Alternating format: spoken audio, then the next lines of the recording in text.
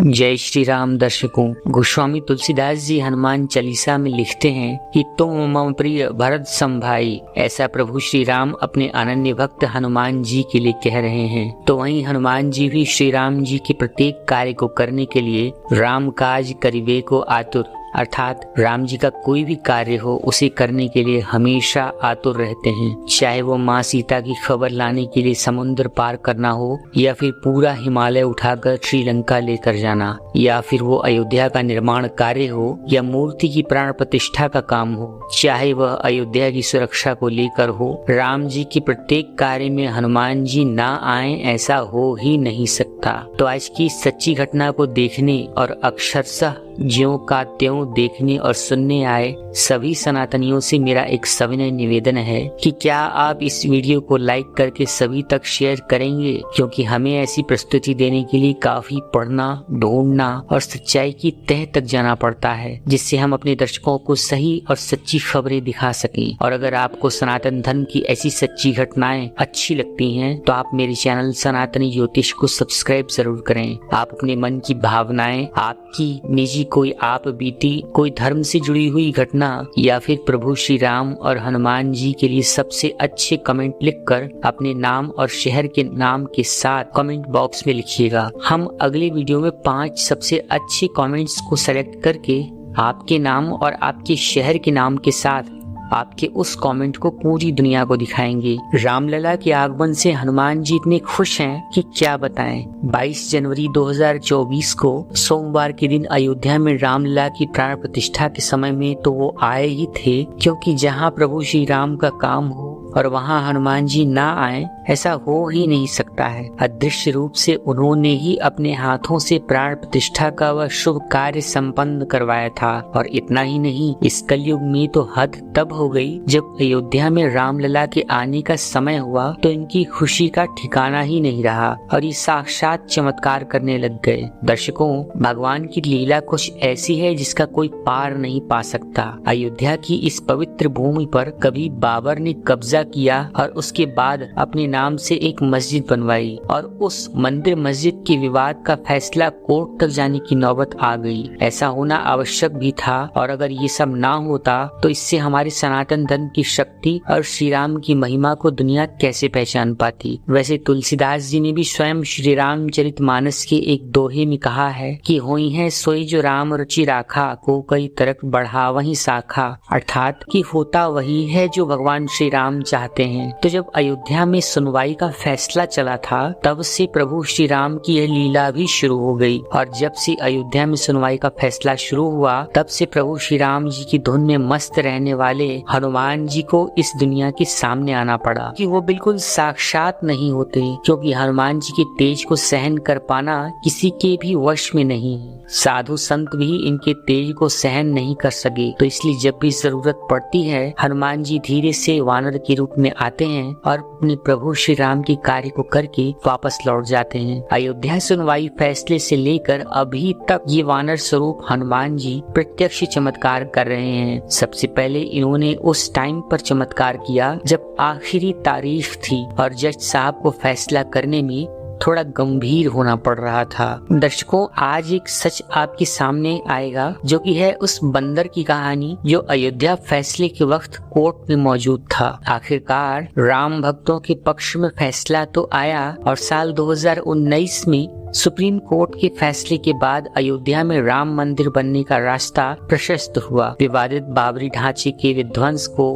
खारिज किया गया और भव्य राम मंदिर बनने के इस सफर में एक से बढ़कर एक अद्भुत रहस्य और अद्भुत चमत्कार होते रहे। उन्हीं के बीच में एक काले बंदर की भूमिका को भी कुछ लोग हनुमान जी की दिव्य शक्ति मानते हैं। आज आपको बताएंगे उस बंदर की कहानी जिसे देखकर जज साहब ने भी हाथ जोड़ लिए थे। वो तारीख थी साल 1986 और महीना 1 फरवरी। उस दिन अयोध्या की सुबह कुछ अलग थी। उस दिन न केवल अयोध्या वासी बल्कि देश दुनिया की नजर फैजाबाद जिला अदालत के फैसले पर टिकी हुई थी। सुबह से ही लोग अदालत पहुँचने लगे थे और फैसला सुनने के लिए बेताब थे। पुलिस प्रशासन से लेकर आम लोगों की मौजूदगी से अदालत में पैर रखने की जगह ही नहीं बची थी। अदालत की खचाखच भीड़ में मौजूद लोगों की नजर एक काले रंग के बंदर पर टिकी थी जो फैसले के वक्त वहीं पर मौजूद था। जब जज साहब अदालत में दाखिल हुए तो उनकी नजर उस काले रंग के बंदर पर पड़ी और लोगों द्वारा उसे भगाने की कोशिश भी हुई, मगर वह बंदर वहीं झंडा पकड़े हुए खड़ा रहा और कहीं नहीं गया। 1 फरवरी 1996 की शाम 4:40 पर उस वक्त के जिला जज कृष्ण मोहन पांडे ने विवादित मस्जिद का ताला खोलने का आदेश दिया था और जब जज साहब फैसला पढ़ रहे थे तब वह काला बंदर चुपचाप बैठा था। आदेश के वक्त बिल्कुल चुपचाप यूं बैठा हुआ बंदर कुछ ऐसा लग रहा था जैसे हनुमान जी खुद बैठकर इस फैसले को सुन रहे हो। उसके बाद उस काले बंदर को कोर्ट परिसर से बाहर जाते हुए देखा गया। उस वक्त के जिला जज KM पांडे यानी कृष्ण मोहन पांडे ने 1991 में छपी हुई अपनी एक आत्मकथा वॉइस ऑफ कॉन्शियस में लिखा है कि जिस रोज मैं ताला खोलने का आदेश लिख रहा था, मेरी अदालत की छत पर एक काला रंग का बंदर पूरे दिन फ्लैग पोस्ट को पकड़कर बैठा रहा और वे लोग जो फैसला सुनने के लिए अदालत आए थे उस बंदर को फल और मूंगफली देते रहे, मगर बंदर ने ना ही कुछ छुआ और ना ही कुछ खाया। उस दैवीय बंदर ने कुछ भी नहीं खाया और चुपचाप मेरे सामने ही बैठा रहा। मेरे आदेश सुनाने के बाद वो वहाँ से चुपचाप चला गया। फैसले के बाद जब DM और SSP मुझे मेरे घर पहुंचाने के लिए मेरे घर तक पहुंचे तो भी मैंने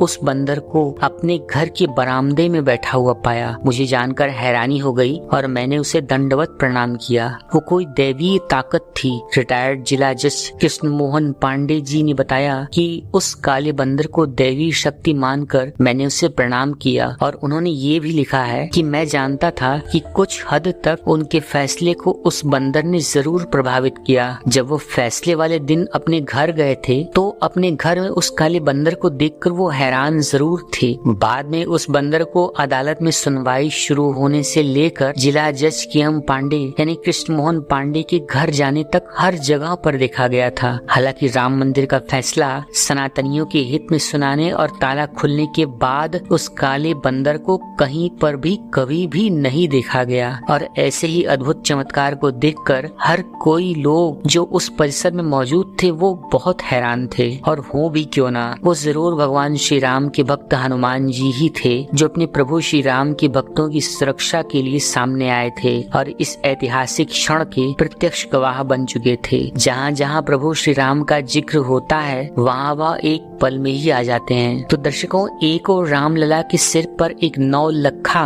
मुकुट सजाया गया है, वहीं उनके हाथ में धनुष और कृपाणों के साथ एक मनमोहक मुस्कान है। रामलला के मुकुट में एक ऐसा बहुमूल्य रत्न भी जड़ा है जो भारत से करीब 7000 किलोमीटर दूर पाया जाता है। ये बेशकीमती है और अपनी चमक के लिए बेहद मशहूर भी है। रामलला की मनोहर प्रतिमा से नजरें हटाए हुए नहीं हटती हैं। रामलला की इस खूबसूरती के पीछे उनका अलौकिक श्रृंगार भी है। भगवान के परिधान से लेकर ज्वेलरी में बहुमूल्य हीरे, मोती, माणिक आदि लगे हुए हैं जो उन्हें अलौकिक बनाते हैं। रामलला का मुकुट 1700 ग्राम शुद्ध सोने का है जिसमें 75 कैरेट हीरे लगे हुए हैं और 262 कैरेट रूबी जड़ा हुआ है।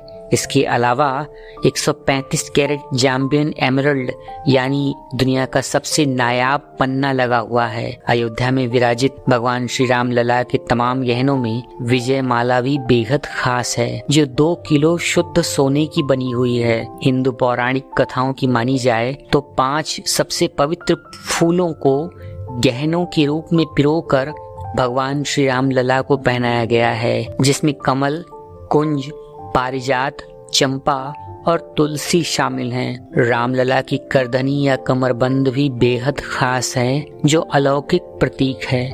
इसमें रत्नों के गुच्छे जड़े हुए हैं। प्रभु श्री राम की 200 किलो की प्रतिमा का श्रृंगार 5 किलो सोने के आभूषणों से किया गया है। प्रभु राम को मस्तक से लेकर पैर के नाखून तक दिव्य आभूषणों से सजाया गया है। रामलला के इन दिव्य आभूषणों का निर्माण अध्यात्म रामायण, श्रीमद् वाल्मीकि रामायण, श्री रामचरितमानस और अन्य पौराणिक स्रोतों के अध्ययन श्री राम की शास्त्र सम्मत शोभा के अनुरूप शोध और अध्ययन के बाद किया गया है। वहीं भगवान के मस्तक पर उनके पारंपरिक मंगल तिलक को हीरे और माणिक्य से रचा गया है। मुकुट या किरीट के अनुरूप ही उसी डिजाइन के क्रम में भगवान के कर्ण आभूषण भी बनाए गए हैं, जिनमें मयूर की आकृतियां बनी हुई हैं और ये भी सोने, हीरे, माणिक्य और पन्ने से सुशोभित है।